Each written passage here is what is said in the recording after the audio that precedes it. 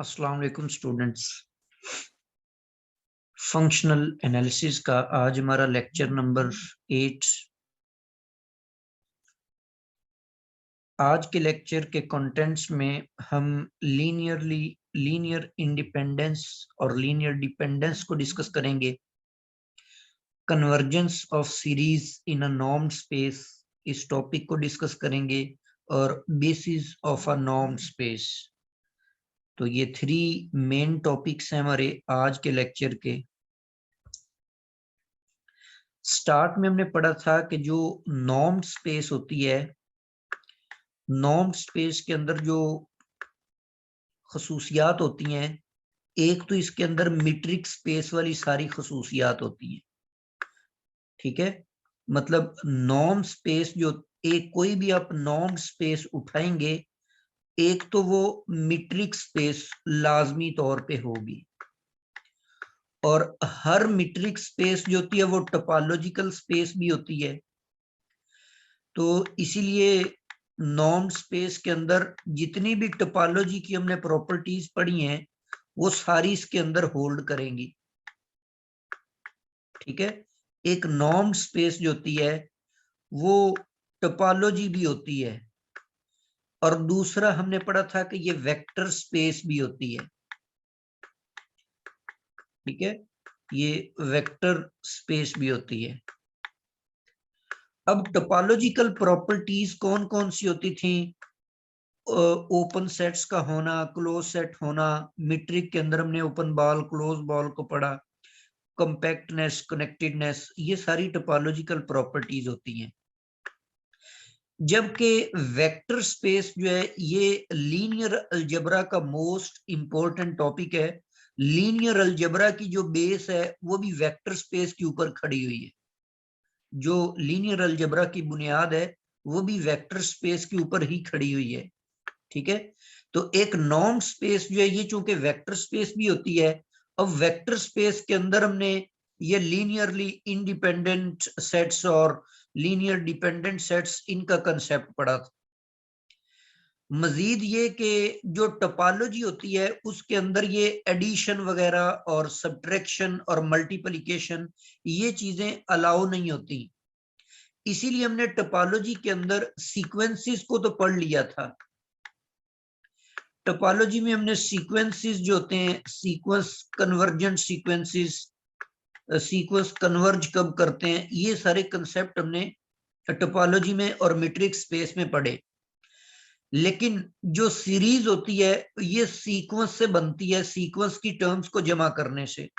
मतलब कोई भी आप सीक्वेंस उठा लें, उसकी टर्म्स को आप जमा करना शुरू कर देंगे तो वो एक सीरीज बन जाएगी। लेकिन टोपोलॉजी और मीट्रिक स्पेस के अंदर ये जो एडिशन और सब्ट्रैक्शन वगैरह है ये हमने नहीं पढ़ी थी। इसी वजह से ये सीरीज का कंसेप्ट आपको टोपोलॉजी और मीट्रिक स्पेस में नहीं दिया था। लेकिन वेक्टर स्पेस की जो बुनियाद है वही दो चीजों के ऊपर है, एक तो एडिशन ऑफ वेक्टर्स और दूसरे multiplication of a scalar with vectors. तो चूंकि वेक्टर स्पेस में एडिशन अलाउ हो जाती है इसीलिए हम इसके अंदर सीरीज को भी स्टडी करते हैं। ठीक है, तो ये कुछ कंसेप्ट्स हैं। आगे जो नॉन स्पेस होती है इसकी फिर दो टाइप्स होती हैं, एक कंप्लीट होती है, एक कंप्लीट नहीं होती। अब कंप्लीट की अपनी प्रॉपर्टीज हैं और इनकम्प्लीट की अपनी कुछ प्रॉपर्टीज हैं। तो आज के लेक्चर में ये एक डिफरेंस भी देखेंगे, कंप्लीट और नॉन कंप्लीट स्पेसिस के अंदर एक फर्क आज हम इस लेक्चर के अंदर पढ़ेंगे। इसके अलावा वेक्टर स्पेस में एक कंसेप्ट हमने पढ़ा था बेसिस का। तो नॉर्म स्पेस चूंकि एक वेक्टर स्पेस होती है तो नॉर्म स्पेस की फिर बेसिस भी होगी। तो आज हम बेसिस को डिफाइन भी करेंगे और बेसिस से हम फाइनाइट डायमेंशनल स्पेस और इनफाइनाइट डायमेंशनल स्पेस का कंसेप्ट भी है वो आज सीखेंगे। स्टार्ट करते हैं आज का लेक्चर।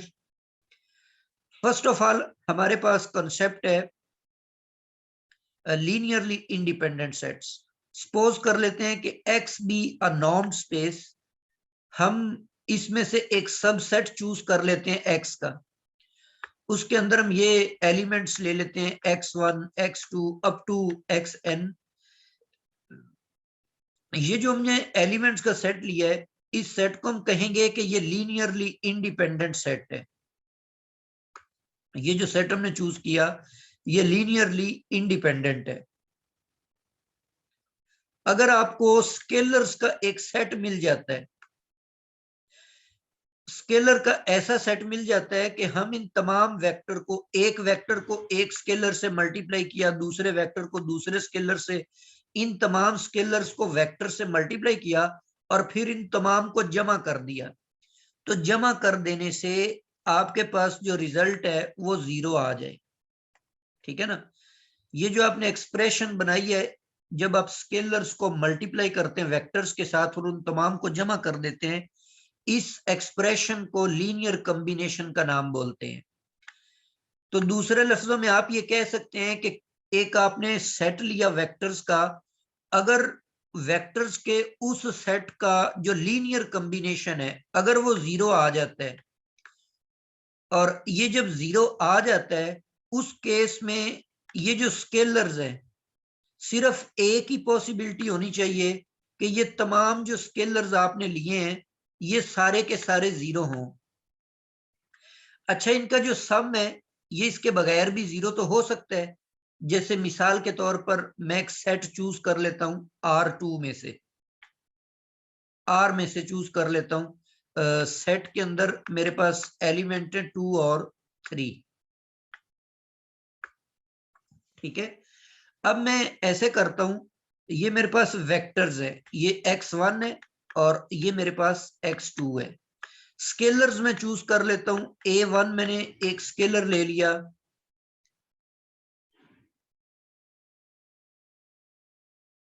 ये स्केलर हम सपोज कर लेते हैं कि -3 के इक्वल है, और a2 जो स्केलर है वो हमारे पास है 2। अब मैं इस स्केलर a1 को x1 से मल्टीप्लाई कर देता हूं, तो a1 x1 निकालें और इसमें प्लस करें a2 और x2, तो इनका रिजल्ट्स देखें, a1 -3 है और x1 आपके पास 2 है तो -6 बन जाएगा, और a2 और x2 को मल्टीपल 2 ये भी 6 बन जाएगा, तो रिजल्ट आपके पास आ गया 0। इस केस में देखें, ये जो स्केलर आपने लिया है ये स्केलर 0 तो नहीं है, इसी तरह ये स्केलर भी 0 नहीं है, लेकिन फिर भी आपके पास इनके प्रोडक्ट का सम 0 आ चुका है।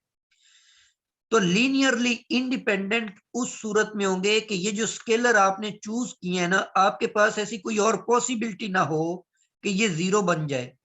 ये सारे के सारे स्केलर्स सिर्फ 0 होने की सूरत में इनके प्रोडक्ट का सम जो है वो 0 की इक्वल आ जाए, तो फिर आप कहेंगे कि ये जो सेट आपने M चूज किया था ये लीनियरली इंडिपेंडेंट है। इस M को अगर आप कहेंगे कि ये लीनियरली डिपेंडेंट है, अगर ये लीनियरली इंडिपेंडेंट ना हो, मतलब ये जो 0 वाली कंडीशन है, इनमें कोई एक भी ऐसा स्केलर आ जाए कि जो नॉन जीरो हो, उस सूरत में वो लीनियरली इंडिपेंडेंट नहीं होंगे बल्कि लीनियरली डिपेंडेंट हो जाएंगे। जी, इसी तरह नेक्स्ट डेफिनेशन है कि an element x of x is said to be linear combination of x1 x2 xn। अगर आपके पास स्केलर्स एग्जिस्ट कर जाते हैं, कि ये मैंने आपको पहले ही बता दिया कि इस एक्सप्रेशन को हम लीनियर कॉम्बिनेशन बोलते हैं, और इनका जो सम या रिजल्ट आएगा वो ये जो रिजल्ट x है, इसको अगर हम यूं एक्सप्रेस कर सके तो हम इसको लीनियर कॉम्बिनेशन बोलेंगे। बाकी इसकी डिटेल्ड एग्जांपल्स भी हम देखेंगे, लीनियर अलजेब्रा जब हम पढ़ेंगे तो उसमें काफी सारी ये डिस्कशन है। अभी जस्ट हम नॉर्म्स